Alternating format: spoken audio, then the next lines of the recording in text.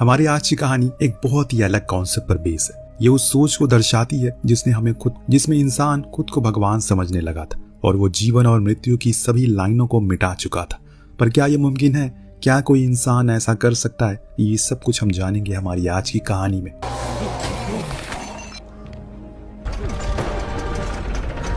कहानी की शुरुआत 1857 में रॉयल डैनिश नेवी के जहाज से होती है, जो कि नॉर्थ पोल जाने के रास्ते में एक जगह में फंस चुका है। उस जहाज का कैप्टन एंडरसन अपने लोगों को जल्दी काम करने के लिए कहता है, क्योंकि जितना वक्त वो और लगाएंगे उतनी ही बर्फ और तेजी से बढ़ती जाएगी। अब सभी काम पर कर रहे होते हैं कि तभी उन्हें एक एक्सप्लोजन सुनाई देता है। जैसे कैप्टन और उसके लोग उस जगह जाते हैं और वहां उन्हें बहुत सारा खून दिखाई देता है। वो सभी थोड़ा घबरा जाते हैं। तभी अचानक उन्हें एक घायल आदमी दिखाई देता है, जिसके पैर से बहुत सारा खून निकल रहा था। कैप्टन को उस आदमी पर दया आ जाती है और वो उसे शिप पर ले आते हैं कि तभी अचानक भयानक आवाज निकलते हुए एक आदमी उनकी शिप की तरफ आने लगता है, जिसे देखकर वो सभी बहुत घबरा जाते हैं। वो उस पर फायरिंग करते हैं, पर उस पर गोलियों का कोई असर नहीं हो रहा, जिससे वो सभी और हैरान थे। अब देखते ही देखते वो आदमी उनकी शिप पर चढ़ जाता है और घायल आदमी को उसे सौंप देने के लिए कहता है। उसकी आवाज इतनी डरावनी थी, सभी की रूह कांप जाती है। लेकिन तभी कैप्टन एक छोटी रॉकेट गन से उस पर फायर करते हैं, जिससे वो शिप से नीचे गिर जाता है और इससे उन सभी को लगता है कि वो मर गया। पर कुछ ही सेकंड में वो वापस जिंदा हो जाता है और शिप पर आने का रास्ता देखने लगता है। अब जब उसे रास्ता नहीं मिलता तो वो शिप को जोर जोर से हिलाने लगता है। वो शिप जिसे वो लोग बर्फ से निकालने की कोशिश कर रहे थे, वो आदमी सिर्फ अपने दोनों हाथों से उसे हिला रहा था, जिससे कैप्टन अब थोड़ा और डर जाते हैं। पर तभी वो एक बुलेट नीचे मौजूद बर्फ में फायर करते हैं, जिससे बर्फ टूट जाती है। ये मॉन्स्टर उस पानी के अंदर चला जाता है। इन सब के बाद कैप्टन उस आदमी का इलाज करते हैं, जो जागने पर अपना नाम विक्टर फ्रैंकेनस्टाइन बताता है। जब वो उसे पूछते हैं कि वो मॉन्स्टर उनके पीछे क्यों पड़ा है, तो विक्टर उनसे कहता है कल सुबह जब वो उसे लेने आएगा तो कैप्टन को उसके हवाले कर देना है, वरना वो सभी को मार देगा। कैप्टन की उत्सुकता देखकर विक्टर उन्हें एक कहानी सुनाता है और कहानी यहाँ से शिफ्ट होती है विक्टर के बचपन में, जहाँ पर एक बहुत ही अमीर खानदान में वो पैदा हुआ था। विक्टर अपनी माँ क्लेयर से बहुत प्यार करता है, लेकिन उसके पिता बैरन को उसकी माँ बिल्कुल पसंद नहीं थी। उन्होंने क्लेयर से सिर्फ पैसे के लिए शादी की थी। बैरन एक फेमस सर्जन था और ज्यादातर वो अपना काम के सिलसिले में बाहर ही रहता है, पर वो हमेशा विक्टर को अपने जैसा सर्जन बनाना चाहता था। इस वजह से वो उसके लिए काफी स्ट्रिक्ट थे। कुछ समय के बाद क्लेयर प्रेग्नेंट हो जाती है और बैरन और उसके बीच काफी झगड़े होने लगते हैं। विक्टर को उनकी लड़ाई सुनकर हमेशा गॉड से ठीक होने के लिए प्रे करने लगता और इस बीच एक दिन उसकी माँ की डिलीवरी हो जाती है, पर उसके पिता बैरन उसे बचा नहीं पाते। उसके पिता की इस नाकामयाबी ने विक्टर का दिल तोड़ दिया था, क्योंकि उन्हें साइंस की अपार नॉलेज थी। उसकी माँ को भी बचा नहीं पाई और इसी के चलते विक्टर ने डिसाइड किया कि वो उनसे भी बेहतर सर्जन बनेगा और जिंदगी और मौत की उस रेखा को ही मिटा देगा। वहीं दूसरी तरफ क्लियर की डिलीवरी के दौरान विलियम को बैरन ने काफी नाजों से पाला था, और वो शायद इसलिए था क्योंकि विलियम के बाल उनके जैसे सफेद थे, जबकि विक्टर और क्लियर के बाल काले थे। खैर, इस तरह वक्त बीतता गया। 1855 में विक्टर ने रॉयल कॉलेज ऑफ सर्जन में एडमिशन लिया और एक टेस्ट के दौरान उसने एक मृत इंसानी शरीर को बहुत से इलेक्ट्रिक वायर से कनेक्ट किया और उसे एक बार फिर से जिंदा कर दिया। इस चमत्कार को देखकर वहां मौजूद लोग हैरान थे। वो इस बात का यकीन ही नहीं कर पा रहे थे कि विक्टर जन्म और मृत्यु की रेखा को मिटाने के इतना करीब आ चुका है। लेकिन वो ये बात जानते हैं कि जिंदगी के नियमों को साइंस भी पार नहीं कर सकती, और इस वजह से वो विक्टर को तुरंत ही इस एक्सपेरिमेंट को बंद करने के लिए कहते हैं, जिससे वो काफी गुस्सा होता है, क्योंकि वो लोग उसकी इतनी बड़ी उपलब्धि को नजरअंदाज कर रहे थे।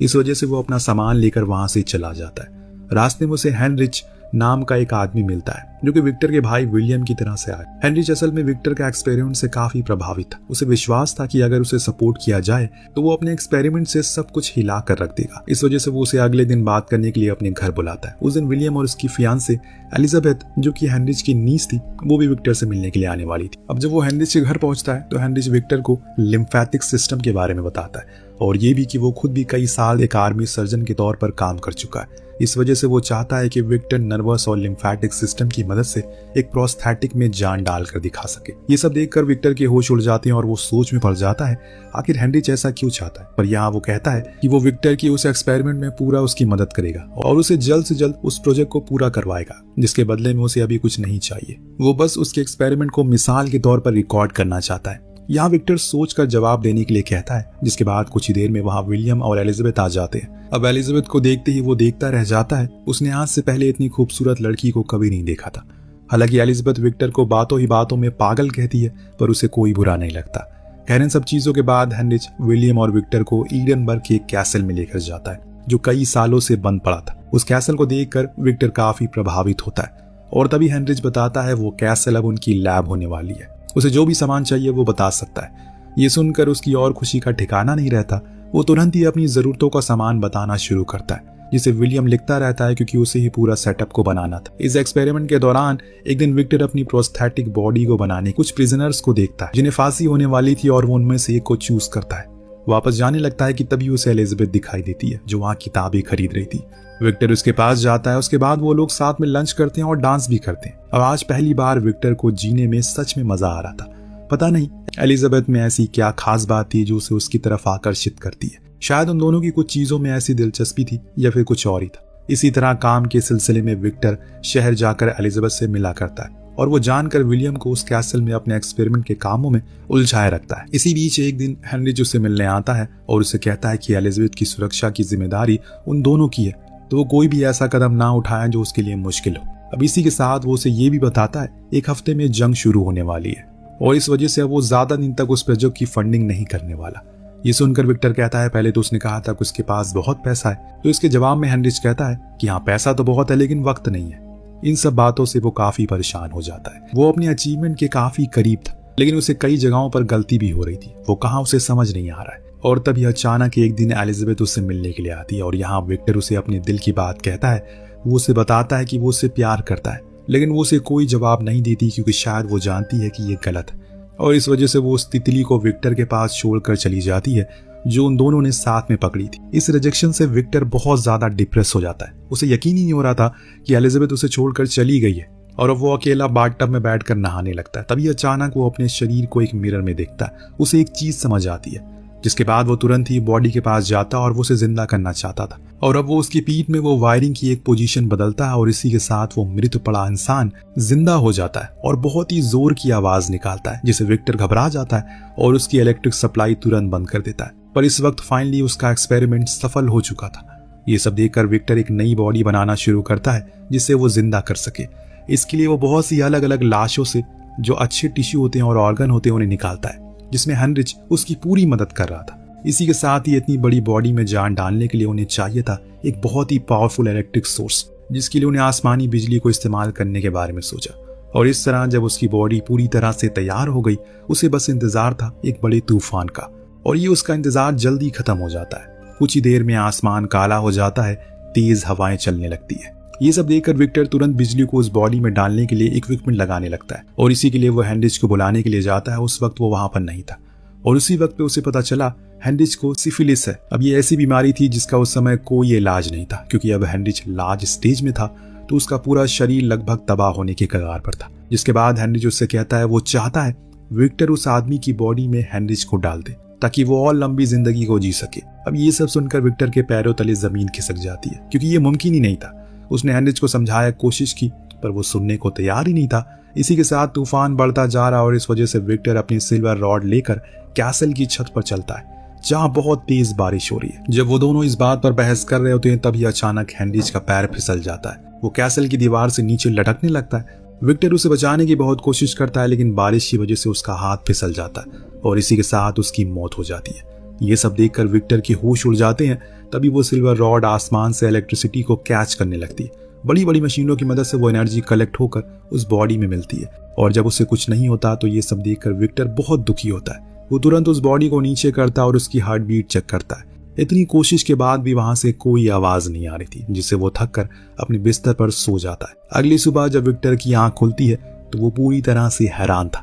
वो देखता है कि उसकी बनाई हुई बॉडी उसके सामने खड़ी है और उसे घूर रही है। उसकी बनावट काफी मजबूत थी और उसे देखकर विक्टर को समझ आता है उसका ब्रेन एक पैदा हुए बच्चे की तरह है। ये विक्टर के लिए एक बहुत ही खास डिस्कवरी थी। इससे वो करेगा क्या, ये बात तो उसने कभी सोचा ही नहीं था। उसे समझ नहीं आ रहा है कि आखिर वो क्या करेगा। इस वजह से उसे बेसमेंट में ले जाकर बांध देता है और उसे बात करना सिखाने की कोशिश करता है। बहुत कोशिश के बाद भी वो आदमी विक्टर के अलावा कुछ नहीं बोलता, जिससे धीरे धीरे विक्टर को उस पर गुस्सा आने लगती है और वो उसे डरा कर पीट कर सिखाने की कोशिश करता है, लेकिन इससे कोई फायदा नहीं होता। वहीं दूसरी तरफ एलिजाबेथ को अंकल हेनरिच जब उनकी काफी दिनों तक कांटेक्ट नहीं करते तो वो थोड़ा परेशान हो जाती है और विलियम से उनके बारे में पता लगाने के लिए कहती है। इसके बाद विलियम उसे लेकर ईडनबर्ग जाता है और विक्टर से मिलता है। अब उन लोगों को देखकर विक्टर को अच्छा नहीं लगता, क्योंकि वो नहीं चाहता था उसकी डिस्कवरी के बारे में किसी को भी पता चले। यार अब जब विलियम को कुछ दिखा रहा होता है तभी एलिजाबेथ उस बेसमेंट में जाती है जहां उसकी मुलाकात उस क्रिएचर से होती है। एलिजाबेथ को देखकर वो क्रिएचर बिल्कुल शॉक हो जाता है, क्योंकि आज तक उसने विक्टर के अलावा किसी को नहीं देखा था। यहाँ एलिजाबेथ उसके साथ बहुत नरमी से पेश आती है। इसके बाद वो घबरा कर ऊपर आती है और विक्टर से उसके बारे में पूछती है। इसके बाद वो सभी उसे देखने के लिए नीचे आते हैं। विलियम भी उसे देखकर बहुत ज्यादा खुश था। उसे समझ नहीं आ रहा कि आखिर विक्टर ने उसे बनाया कैसे, क्योंकि आज तक ये चमत्कार कोई कर नहीं पाया। रात में एक बार फिर एलिजाबेथ उससे मिलने के लिए जाती है और इस बार वो उसे अपना नाम बोलना सिखाती है और शॉकिंगली वो क्रिएचर उसे सीख भी जाता है, क्योंकि एलिजाबेथ का बर्ताव काफी नरम था। लेकिन तभी विक्टर वहां आ जाता और एलिजाबेथ को उससे दूर रहने के लिए कहता है। लेकिन वो कहती है कि वो क्रिएचर कोई मॉन्स्टर नहीं है, उसका दिल पूरा पवित्र है। इस वजह से विक्टर का उससे गलत बर्ताव ठीक नहीं है। हालांकि ये बात विक्टर को अच्छी नहीं लगती, वो उस क्रिएचर पर ही अपना गुस्सा उतारने लगता है। पर इस बार वो क्रिएचर उसे परेशान होकर उसकी लोहे की स्टिक को मोड़ देता है। ये देखकर विक्टर घबरा जाता और समझ जाता है बहुत ही जल्दी खेल उसके हाथ से निकलने वाला है। इस वजह से वो अगले दिन विलियम को कैसल के एक दूसरे एरिया में लेकर जाता है और उसे हेनरिच की लाश दिखाता है। कहता है कि उस क्रिएचर ने उसे मारा है, इस वजह से वो चाहता है कि वो और एलिजाबेथ जल्द से जल्द वहां से चली जाए। अब ये सब देखकर विलियम एलिजाबेथ को लेकर अगले ही दिन वहां से निकल पड़ता है। इन सब के बाद विक्टर उस पूरे कैसल में तेल फैला देता है और वहां आग लगाने की तैयारी करने लगता है। वहां बग्गी में बैठी एलिजाबेथ को कुछ ठीक नहीं लगता।